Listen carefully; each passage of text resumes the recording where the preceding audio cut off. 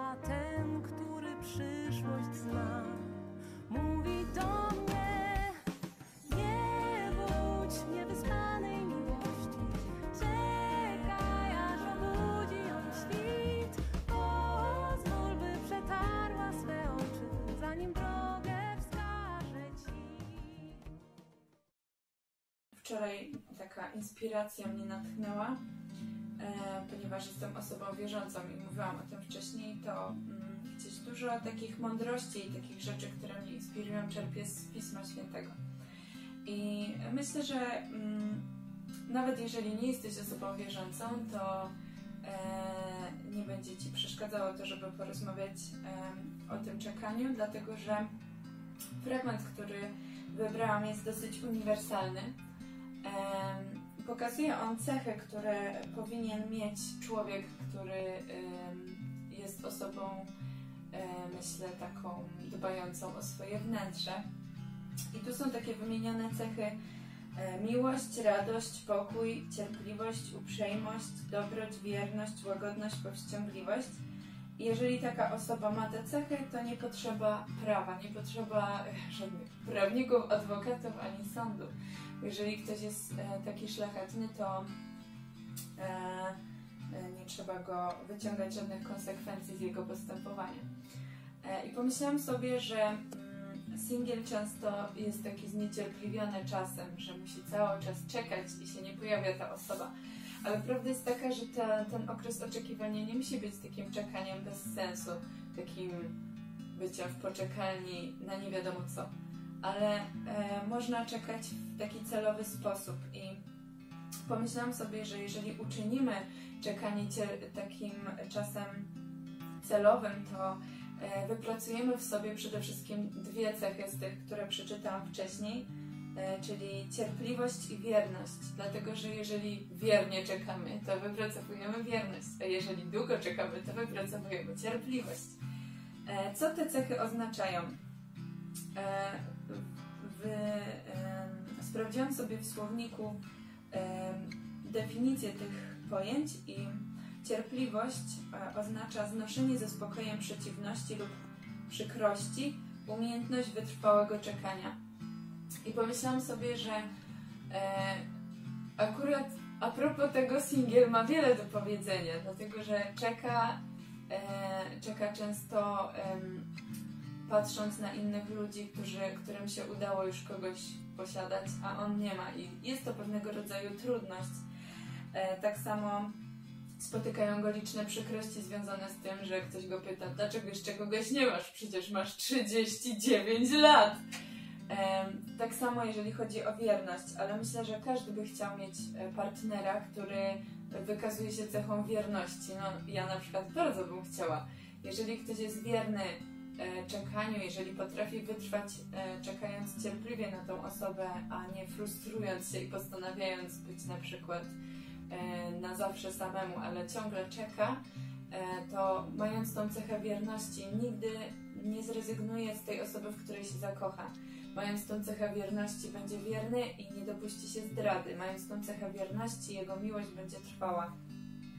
Wierność według słownika oznacza brak zdrady, oddanie, przywiązanie do kogoś, postępowanie zgodnie z jakimiś zasadami, poglądami, ideami. Któż nie chciałby mieć takiego partnera? I chciałam zachęcić przez ten filmik, że czekanie nie musi być takim bezsensownym siedzeniem w miejscu i patrzeniem w sufit, ale można pracować nad pewnymi cechami charakteru i bycie taką osobą, taką szlachetną, nawet wystarczająco te dwie cechy, jeżeli ktoś ma, to naprawdę jest atrakcyjną osobą, a jeżeli na przykład wykazuje takie cechy jak miłość, która oznacza silną więź, głębokie uczucie do drugiej osoby, zainteresowanie kimś lub czymś, albo jest pełen radości, wykazuje po prostu taką pogodę ducha wobec trudności i jest w stanie po prostu trwać w takim podejściu pozytywnym do życia, nawet jeżeli dzieją się jakieś trudne rzeczy. Któż nie chciałby być taką osobą? Też myślę, że radość to jest taka cecha, którą bardzo ciężko nam, Polakom, wykrzesać z siebie, że nie umiemy cieszyć się z sukcesu drugiej osoby, a myślę, że właśnie Radość w tym też się przejawia, że potrafisz ogrzewać się sukcesem swoich bliskich. Kolejnym takim stanem i taką cechą, którą warto w sobie wypracowywać, jest pokój. I paradoksalnie jest to napisane, definicja brzmi tak, że to jest stan wypływający z braku trosk i kłopotów. Ale ja wierzę w to, że jeżeli my naprawdę, jestem osobą wierzącą, więc mam relację z Bogiem i dzieją się trudności, to ja mogę mieć pokój nawet wobec tych przeciwności i trudnych rzeczy. Uprzejmość to znaczy życzliwość względem drugiej osoby. Kto nie chciałby mieć partnera, który jest życzliwy względem innych osób, który dobrze życzy środowisku, dobrze życzy swoim sąsiadom? Myślę, że to jest cecha, którą każdy chciałby, żeby ktoś mu okazywał, więc warto nad tym pracować, żeby też taką cechę posiadać. Dobroć. Kierowanie się w postępowaniu życzliwością, chęcią niesienia pomocy. Czy nie chcielibyśmy być partnerami dla drugiej osoby, która ma właśnie dobroć i jest po prostu bardzo życzliwa względem tej drugiej osoby? Czy chcemy być z ludźmi, którzy są chamscy i są sknerusami i nie chcą nic drugiej osobie dać? Ja na przykład bardzo chciałabym mieć życzliwego partnera względem drugich osób, więc chcę wypracowywać w sobie te cechy. Tak samo myślę sobie o łagodności, że jest to naprawdę niesamowita cecha, że nie ma ta osoba takich gwałtownych reakcji, potrafi po prostu ugryźć się w język, potrafi być cicho, zamilknąć, kiedy są jakieś stresowe sytuacje i mogłaby wybuchnąć.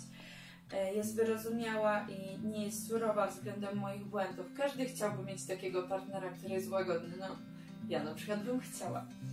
Myślę też o powściągliwości, że to jest cecha bardzo niespotykana w naszych czasach. Umiejętność panowania nad sobą, powstrzymywania się i opanowywania, że po prostu posiadając tą cechę tak naprawdę aż dobrze się przebywa z taką osobą. I no, chciałam przez ten krótki filmik zachęcić każdego do pracowania nad tymi cechami. Tutaj w tym fragmencie z Pisma Świętego jest napisane, że to są owoce ducha. Właściwie w oryginalnym tłumaczeniu jest napisane owoc, czyli te wszystkie cechy składają się na jeden owoc Ducha Świętego, który przez relację z Bogiem można wypracować. I ja osobiście mam relację z Bogiem i wiem o tym, że można po prostu przez bardzo długi czas mieć ciężki okres i nie widzimy takich owoców, ale te ciężkie momenty, te trudności, te przykre sytuacje wypracowują w nas taką siłę charakteru i no myślę, że to jest dobre dla singla, żeby pochylił się nad tematem czekania, że ten czas czekania nie musi być czasem bez sensu.